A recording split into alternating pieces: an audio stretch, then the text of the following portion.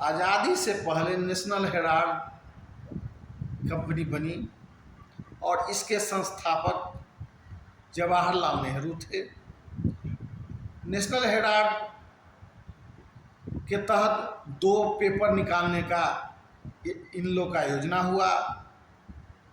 नवजीवन हिंदी में प्रकाशित होता था और कौमी आवाज़ उर्दू में प्रकाशित होता था। दोनों अखबार चलते थे। नवजीवन के संपादक खुद जवाहरलाल नेहरू करते थे। 1942 में अंग्रेज ने इस पर प्रतिबंध लगा दिया और उसने कहा कि इसमें देश विरोधी कार्य होता है और सत्ता के विरोध में काम होता है, उस पर प्रतिबंध लगा दिया। उसके बाद में 1945 में फिर शुरू हुआ। 1947 में देश आज़ादी के बाद में नेहरू जी इससे रिजाइन दे दिए और पत्रकार लोग चलते रहे। इस बीच में प्रकाशन होता रहा, पब्लिश होते रहे। दोनों पेपर नवजीवन और कौमी आवाज़ चलते रहे। बीच में पेपर बंद हो गया और इसके घाटा हो गए।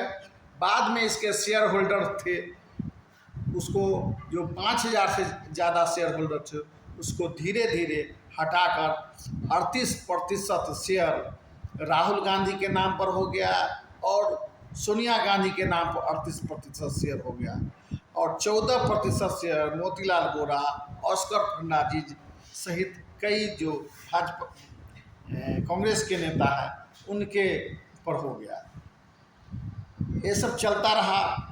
कुछ दिन के बाद में जब यूपीए सरकार आई तो 2010 में 90 करोड़ पार्टी फंड से उसको नेशनल हेराल्ड को चालू करने के लिए दिया गया और बाद में 1000 से ज़्यादा रुपया, 1000 से लेकर 3000 करोड़ रुपया उसको बचाने का स्कीम किया गया। और कांग्रेस का कहना है कि ये नेहरू जी के द्वारा शुरू हुआ, हमारी पार्टी के द्वारा शुरू हुआ और मेरा पैसा मेरे पास मेरे।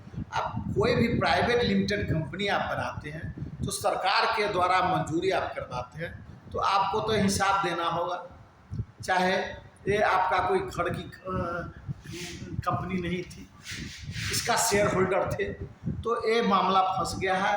पैसा का लेन देन का बहुत बड़ा मामला है, इसको जवाब देना होगा। और सोनिया राहुल इसके निशाने पर हैं और सोनिया राहुल के साथ साथ इस केस को आया कैसे, तो डॉक्टर सुब्रमण्यम स्वामी ने 2012 में जब यूपीए की सरकार थी उसी समय इन्होंने कंप्लेन किया। कंप्लेन करने के बाद में कांग्रेस का पक्ष था कोर्ट में कि ये सुनने वाला केस नहीं है, लेकिन कोर्ट ने नहीं माना, हाई कोर्ट नहीं माना, सुप्रीम कोर्ट नहीं माना और ईडी का केस चल रहा है। तो सरकार अगर कांग्रेस इसमें चाहती है कि हमने कुछ गड़बड़ नहीं किए, सोनिया जी कोई गड़बड़ नहीं किए, राहुल जी कोई गड़बड़ नहीं दी, तो जांच में सहयोग करना चाहिए। वो अगर सच होंगे और कोई गलत नहीं किए होंगे तो वो बच जाएंगे। कांग्रेस के लोगों को भी अगर कोई जांच हो रहा है तो इस तरह से नहीं करना चाहिए जिस तरह से वो कहते हैं, रोड पर आते हैं। जांच में सभी को सहयोग चाहिए। भारत में सभी के लिए एक कानून है।